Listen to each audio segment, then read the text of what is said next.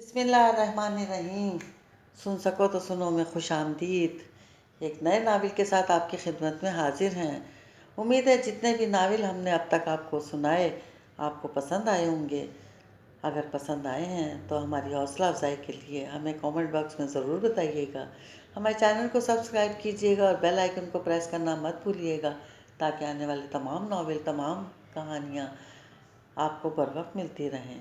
آج کا جو ناول ہے اس کا عنوان ہے یہیں عشق ٹھہرا ہے۔ نہ جانے کیوں آج دل اس قدر باغی ہو رہا تھا کہ وہ ہر کام خلاف معمول کیے جا رہی تھی۔ صبح ماما کی بے تحاشا ڈانٹ کے باوجود وہ ناشتہ کرنے پر آمادہ نہ ہوئی تھی۔ خلاف معمول وہ اسکول دیر سے پہنچی تھی اور اپنی اس کوتاہی پر ذرا بھی شرمندہ نہ ہوئی تھی۔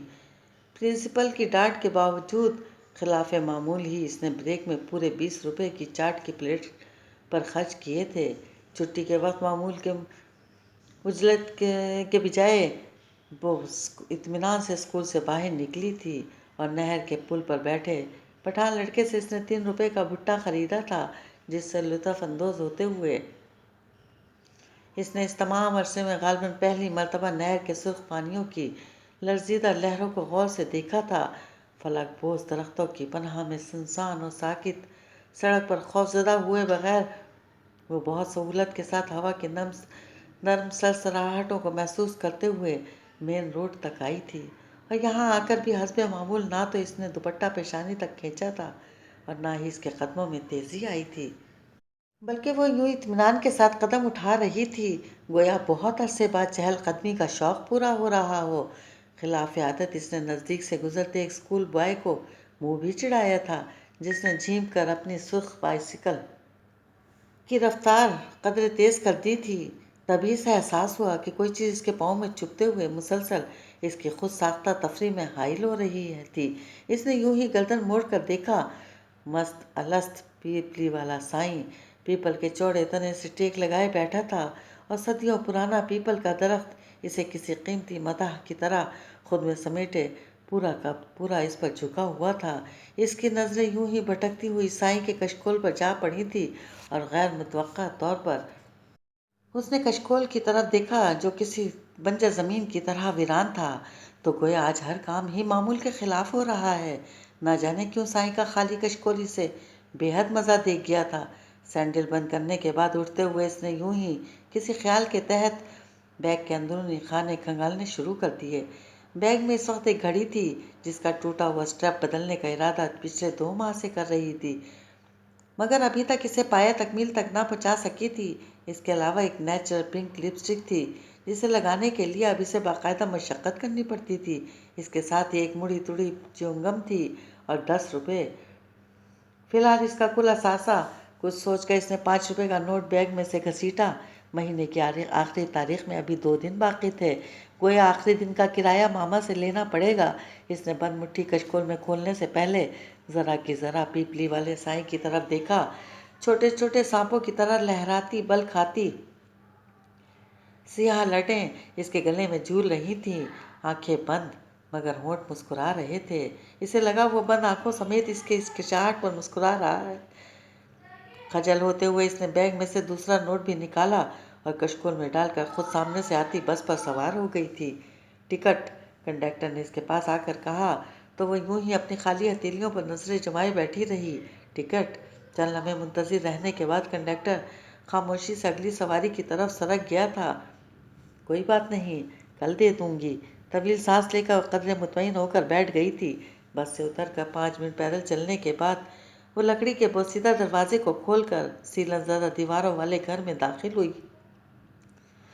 تو پورا صحن سنسان سی اداسی میں اونگ رہا تھا۔ اکتائی ہوئی سرد دھوپ دیواروں سے چپکی ہوئی تھی۔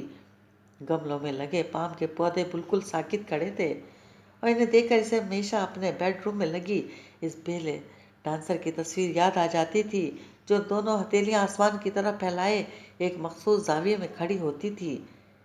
کچن میں کھٹر پٹر کے ساتھ گنگنانے کی آواز سن کر وہ دبے پاؤں آگے بڑھی تھی اور اس قدر زوردار طریقے سے سلام جھاڑا تھا کہ چولہے کے پاس کھڑا سارنگ اپنی جگہ سے اچھل پڑا تھا اور وہ اس کی گھبراہٹ پر بے اختیار ہنس دی تھی۔ شرم کرو لڑکی، اگر میں بر وقت سنبھل نہ جاتا तो अब तक इस कड़कड़ाते घी में तल चुका होता। इसने खफगी से इसे घूरा। तो तुमसे किसने कहा था कि मेरी आवाज़ सुनते ही फुदकना शुरू कर दो? इसने बैग वहीं छोटी सी मेज़ पर रख दिया। यानी एक तो आप आफत नागहानी की तरह नाजिल हो, इस पर बंदा घबराए भी ना। सारिम जले भुने अंदाज में कहता दोबारा चम्मच उठाने लगा था। लेकिन ये तुम क्या कर रहे हो? वो 2 कदम आगे बढ़ी। चिप्स बना रहा हूँ। पढ़ने लिखने और ऊँघने के बाद वाहिद ये काम है जो मुझे करना आता है। हाय! बात करते करते वह हाथ झटक कर कई कदम पीछे हट गया था। गालबन घी का कोई छींटा पड़ गया था। वाकई खासे माहिर लगते हो इस काम में।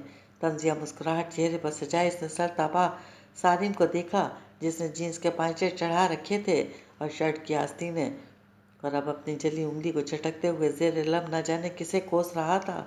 कुछ खुदा का खौफ करो। भाग कर बरनौल लाने के बजाय तुम खड़ी दांत निकाल रही हो। शाबाश है। सारिम ने जैसे इसे शर्मिंदा करना चाहा, मगर वो अपनी जगह ढीठ बनी रही। अब कहाँ निकाल रही हूँ दांत? वो तो मैं बचपन में ही निकाल लिए थे। अव्वल नंबर की ढीठ हो तुम। इसकी बेनियाजी बर्ताव खाते हुए सारिम ने खट से चूल्हा बंद कर दिया। देख लेना, एक चिप्स भी नहीं दूंगा तुम्हें। और आ लेने दो आंटी को। तुम्हारी शिकायत ना लगाई तो नाम बदल देना। वो बच्चों की तरह नाराज होने लगा। हैं? मामा कहीं गई हुई हैं? वो एकदम चौंकी। हाँ, अम्मा राबेल की तरफ गई थीं, इन्हें भी साथ ले गईं। इसने खफा खफा सी लहजे में आगाह किया। ओह, अम्मा राबेल की तरफ गई हैं, तो जनाब की यहाँ मौजूदगी किस सिलसिले में? राबेल के नाम पर इसका लहजा खुद शौक हो गया था। अम्मा का ख्याल है शरीफ लड़के अपने होने वाली ससुराल में नहीं जाया करते। सारिम ने अपने चेहरे पर शराफत तारी करने की भरपूर कोशिश की, मगर उन्होंने तो शरीफ लड़कों के बारे में कहा होगा ना। इसकी शरारती अंदाज पर सारिम ने इसे घूरा, तो फिर घूरता ही चला गया। तुम्हारी तबीयत तो ठीक है ना? चाय बनाऊं तुम्हारे लिए? इसके मुतफक्किर लहजे पर वो खिलखिलाकर हंस दी। क्यों, क्या हुआ मेरी तबीयत को? भाई, वो मामूल की बेजारी, नाकनूतियत। हाँ, बस कभी कभार दिल चाहता है ना कि हर काम रूटीन से हटकर किया जाए। जैसे आज मेरा दिल चाह रहा है कि मैं इस पूरी कायनात को उलट कर रख दूं। ज़मीन ऊपर हो और आसमान कदमों तले, और घड़ी की सुइयां उल्टे रुख घूमने लगें। सूरज मगरिब के बजाय मशरिक की गोद में जा गिरे। और बस बस, मुझे लगता है आज तुम सर के बल चलती हुई आई हो। सारिम ने इसको टोक कर कहा। बाय द वे मिजाब, क्या तुम खुश हो? इसने संजीदगी से इसकी आंखों में झांका, जैसे नन्ही मुन्नी कितनी ही सुनहरी किरणें सूरज के हाले से फूट रही हों। ऐसी ही कोई कैफियत इसके चेहरे पर भी थी। मिजाब ने एक नज़र इसे देखकर कंधे उचका दिए।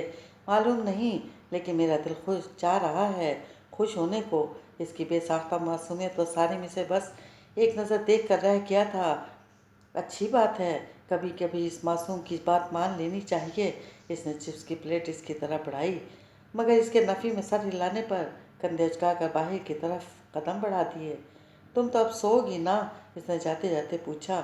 नहीं, आज मुझे एक ट्यूशन के लिए जाना है। अगर सो गई तो जल्दी उठ नहीं पाऊंगी, और मैं पहले ही दिन लेट नहीं होना चाहती। You know, first impression is the last impression, इसने दानिस्ता बहुत आम से लहजे में कहा था, मगर सारिम ठिठक कर रुक गया था। प्लीज़ सारिम, कुछ मत कहना। इसका इरादा भांप कर वो फौरन ही बोल उठी थी। यूँ समझो कि मुझे इसकी ज़रूरत है।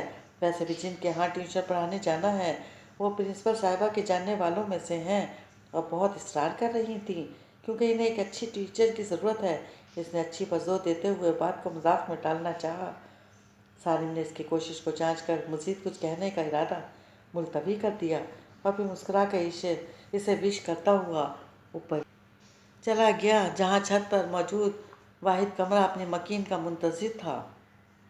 बख्तियार हाउस का सियाह बुलंद बाला गेट खुला हुआ था, और दूसरी तरफ इंतहाई चौकस और खौफनाक बिल टेरियर अपनी सुर्ख आँखों से इसे इस तरह ताड़ रहा था कि वो आगे बढ़कर बैल बिछाने की हिम्मत भी ना कर सकी थी।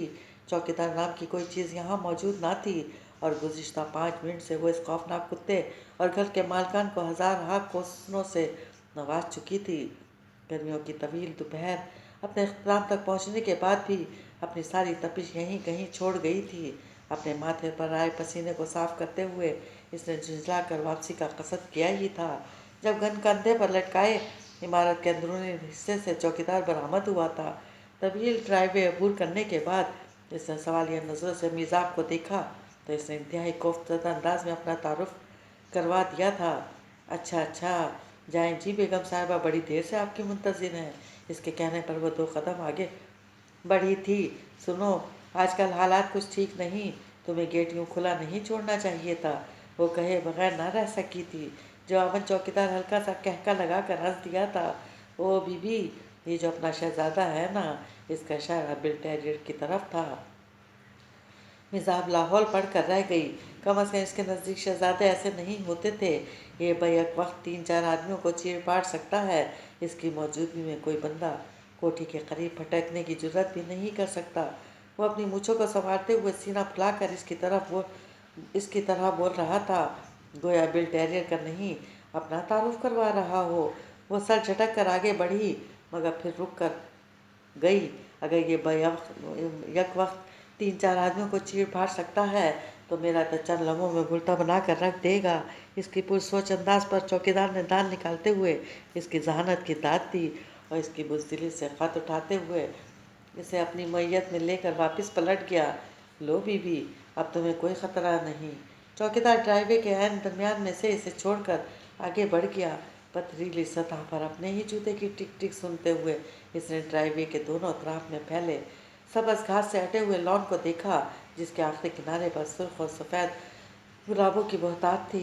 इसके ऐन सामने सफ़ेद संगमरमर से बनी इमारत थी, जिसका जायज़ा लेते हुए इसकी भटकती हुई नज़रें टेरिस पर खड़े शख्स पर जा रुकी थी, जिसे देखकर इसके कदम बेख्तियार और बिला इरादा ही रुक गए थे। वो शख्स बिल्कुल तन्हा था, मगर हाथ नचा नचा कर न जाने क्या कुछ बोल रहा था। इसके चेहरे पर शदीद गैज़ और गज़ब और इश्तियाल नुमाया था। यूँ लग रहा था जैसे वो अपने सामने वाले को फांसी पर लटका देना चाहता हो या अपने हाथों इसे कत्ल कर देने का इरादा रखते हो। मगर सामने वाला था कहाँ? वहाँ तो सफ़ेद दीवारें थीं या एक बंद दरवाज़ा या फिर लोहे की बनी हुई ग्रिल।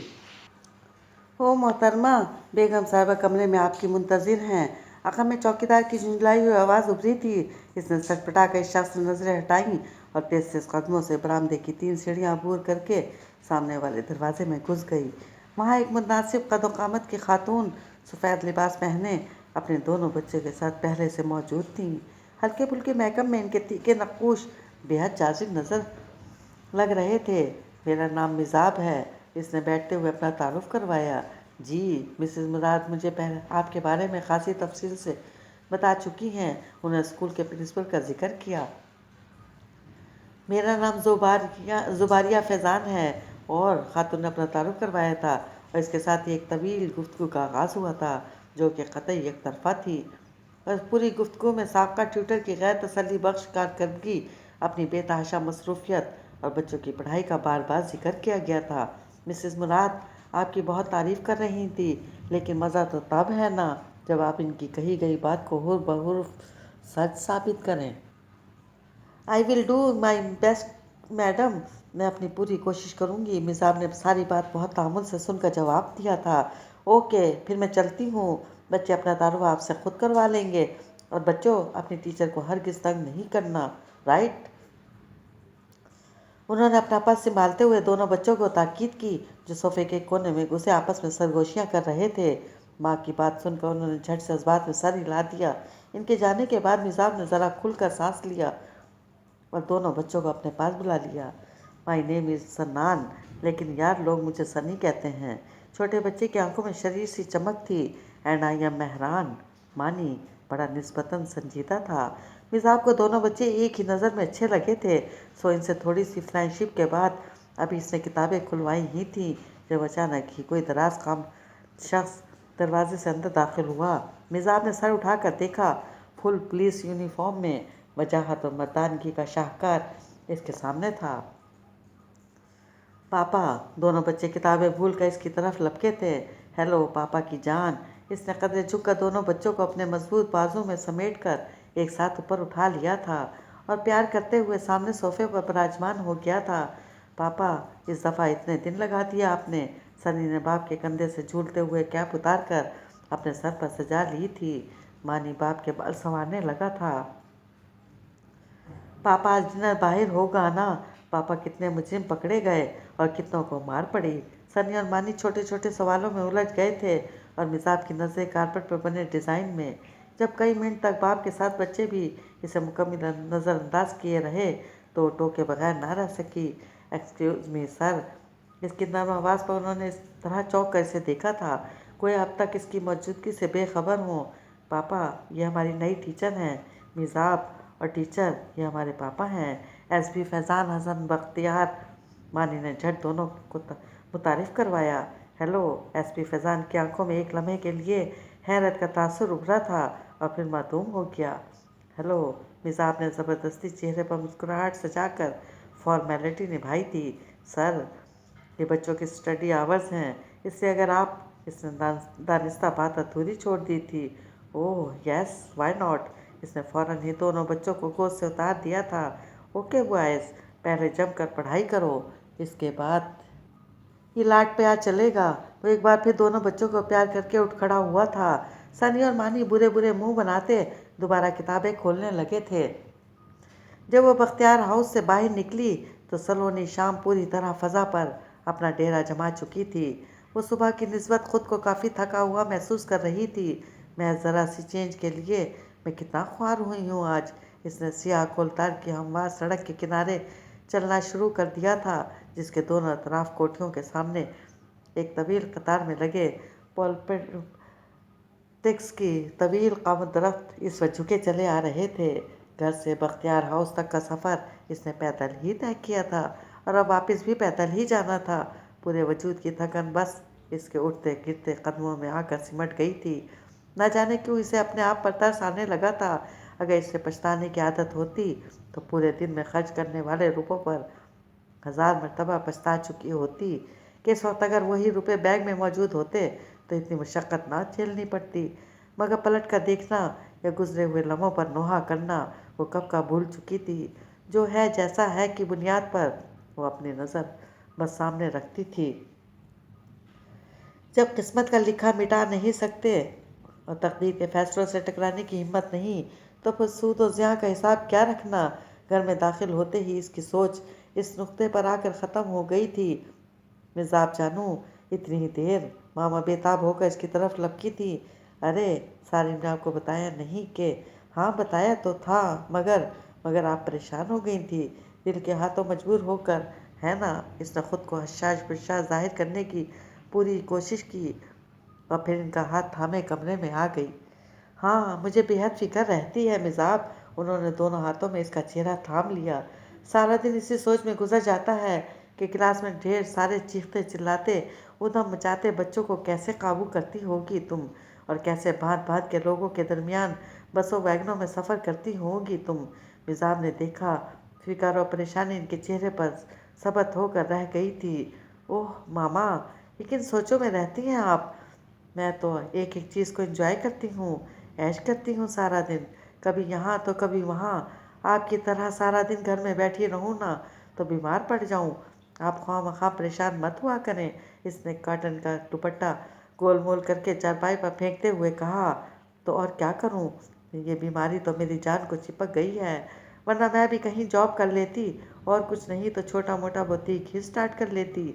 छोड़े मामा, ये जो कुछ हमारे पास है क्या कम है हम दोनों के लिए।